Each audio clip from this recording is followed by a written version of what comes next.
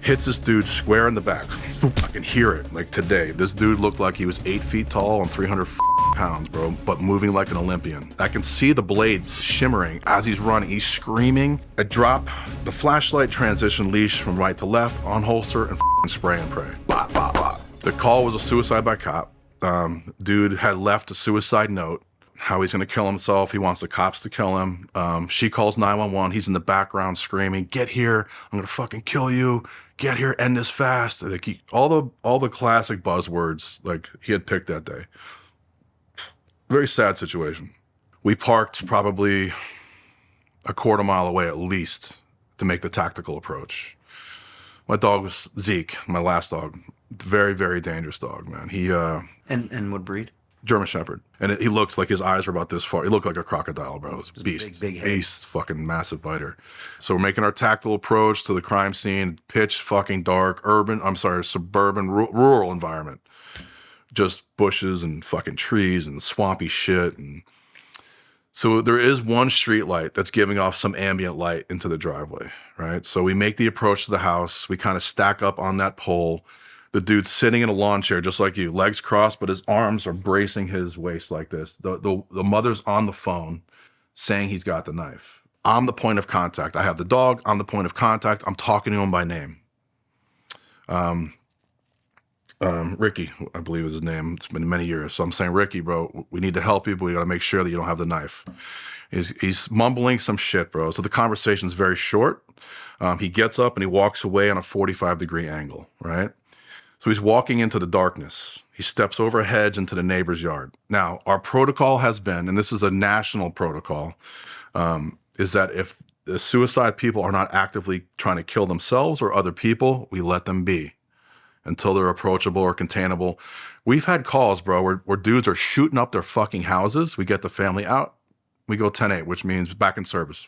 Leave them alone. A month before this call, in another district, in a 0 lot line neighborhood, I had to do with 2 samurai fucking swords, right? We had 2 dogs, shields, every tool you can think of, many units there. Get the family out of the house, and the dude's walking towards us with 2 fucking samurai swords saying the same shit. "Kill me, motherfuckers, I'm gonna kill you." Like, there's a basketball hoop in the driveway. He's smashing it with a fucking sword. They make us get in our cars and leave. Leave. Bro, my head exploded. Like, we're going to leave this guy in a 0 lot line, big neighborhood with 2 fucking swords in the middle of the night and do nothing? It's crazy. Bro, oof. So here we are. And that's been the protocol, bro. Like, hands off. It's a different fucking mindset now. The SWAT team does not go in fucking houses. Hands off. I Surround and call out. So anyway, here's this dude walking away. I go, here we fucking go. This is going to go on forever, right?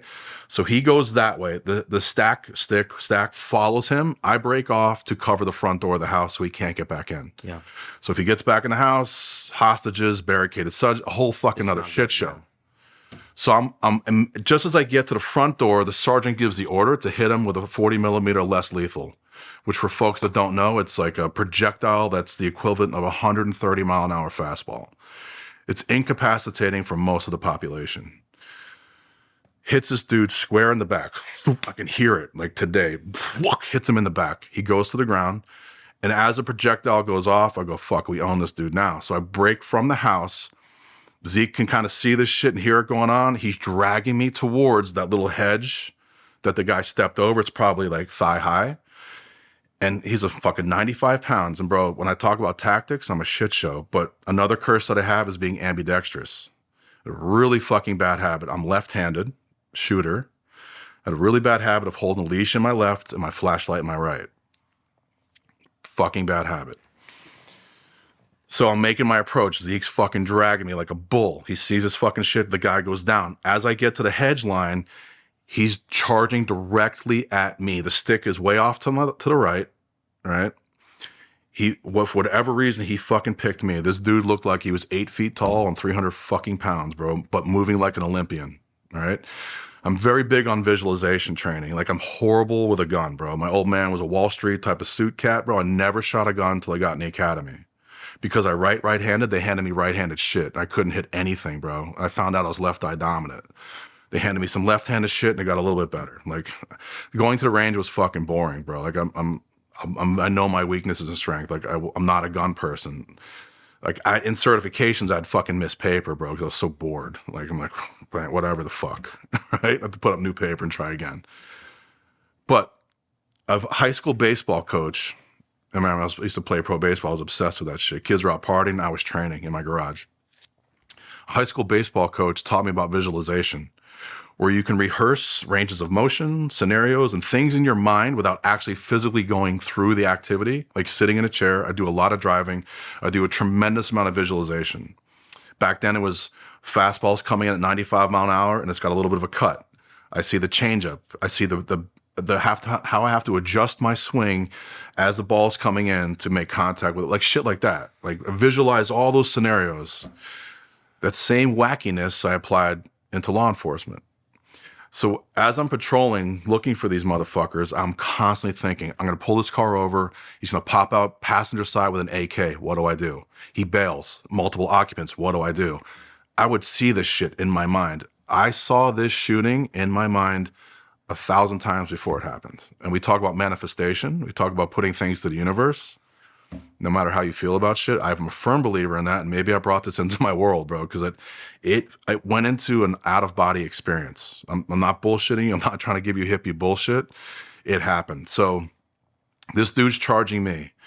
And remember, I've missed paper, bro. So my leash is in my left. Zeke is fucking a monster. He's coming at me. I drop my flashlight, transition from leash from left to right, thigh holster. He's got a knife in his hand? Yeah, yes. So now when he's running, now I see it. He's right-handed, and the blade's coming down in like a downward stab. So he's running like this with a blade. Kitchen knife? 14-inch fucking hunting knife. So now it's on, right? And it's ambient light. It's shitty light, bro. Like, some of the deputies' lights, I can see the blade shimmering as he's running. He's screaming like a possessed fucking animal, bro. Like this like guttural fucking scream, right? So I drop the flashlight, transition leash from right to left, on holster, and fucking spray and pray. Bop, bop, bop, bro. Right over the fucking dog's head. As he wasn't capped, bro. He was leaking like a motherfucker, barking and bouncing. We carried 40 caliber down there, Glocks. 8 rounds right over that fucking dog's head between his ears. Bop, bop, spraying and praying, bro. Like, I did whatever I could do. Later, I found out I hit him 4 out of 8 times. Right? So how close did he get to you? Well, what happens is he actually tripped a couple times on his way to me, and as a result of getting shot, you think, or no, I knew that I was the only one shooting him, because after the fact, everybody caught a lot of shit for not acting, right? Scared to death. So what happens, dude's charged me, I spray and pray, bro. He goes to the ground. So what happened, he hit 3 times in the chest, and the last round spun him, like would be counterclockwise. So now the knife is coming closer towards me, and the last round hit him like in the love handle. So then he falls to the ground, and the knife, I can see that his hand's empty. So now he's on one side of the hedge, maybe 2 feet in front of the hedge, and I'm on the other side of the hedge.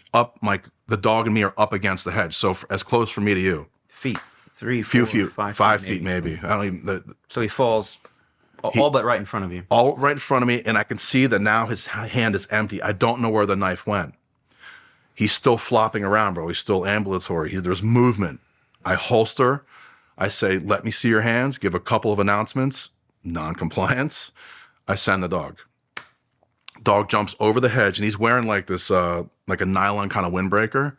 The dog goes over the hedge, and his feet kind of slide, and he makes contact with the shoulder, which would be the guy's right shoulder, and then he slides across the nylon and fucking grabs him in the face. 1 canine and 1 molar, like top canines in the molar. I'm sorry, in the temple, across his face, bro, dead mugged. And the reason I sent the dog is I would never send a dog on somebody with a knife. It's a suicide mission. But I knew his hand was empty, and I thought he was still. Had no idea if I hit him with any of the rounds. Remember this, the jury and I got sued, and the fam, like all the evidence. Like you have years to review that. We're talking about milliseconds. Yeah. So my intention was to staple the dog on him and drag him the fuck away from the knife. Wherever the knife may have fell, I knew the knife was probably, because of his energy, his inertia, his movement, that the knife had probably gone like towards the house, like to my left. So I was gonna stick the dog on him and fucking rip him through the bushes and get him away from where I thought the knife was.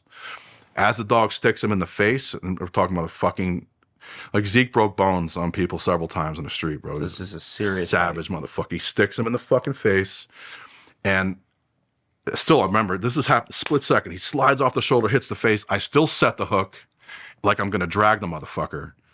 And as he makes contact with the face and I set the hook and I make some tension, I can see him go lifeless. Poof. The dude died right there.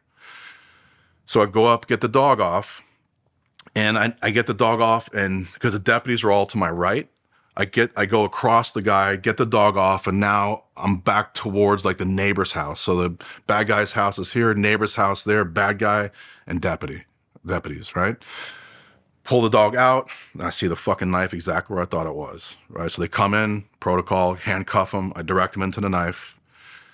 I turn around, because we parked back towards the street where the house was, the mother's house. The mother's in a wheelchair on the front door, bro, watching everything. She had to witness her son like die right there, bro. It's heavy shit, man. I felt horrible. Like I was such in a flux, bro. It took, like if I said we parked a quarter mile away, it took me about an eighth of a mile. Like I got the dog off and started walking back to my car. I saw her, I get through the driveway onto the street. I'm like literally taking inventory with my body, saying, what the fuck just happened? Like, bro, God put me on autopilot. It was an out-of-body experience, bro. Like, remember, you're like almost now coming back into it. Now it's like, I'm starting to process shit. And this is where the dog geek comes out, bro. Like, I almost get like it's tragic, bro. It's tragic that this dude chose to lose his life. He was a paranoid schizophrenic off his medication, had young kids. It's the mental health. It's tragic, bro. And he chose that day, and that was out of my control. I'm going home to my wife. I'm going home to my kids, bro. Like I'm protecting the people in that community. Like I never ever blinked once about my actions. It's the cleanest shoot you can think of, bro. It's textbook. But as I'm walking back to my car, processing the shit, the overwhelming feeling of being so proud of that animal, like performing the way he did. Because again, forget the call, forget the tragedy of loss of human life. Now we're talking dog geek and dog training. Like for that dog to take those fucking rounds right over his fucking head, not blink, and then fucking handle business like that, bro. And again, I've had an influence on his life since he was 8 weeks old. Like, bro, like so proud of that fucking dog. I wonder too, I hadn't thought of it, but like, you wonder what he's thinking right at that moment. They can feel the intensity of the moment. He probably wanted to go back and get seconds. Probably. If you don't like violence, and you don't like police dog stories, and you don't like bad guys getting bit in the face by police dogs, whatever you do, don't check out the full podcast.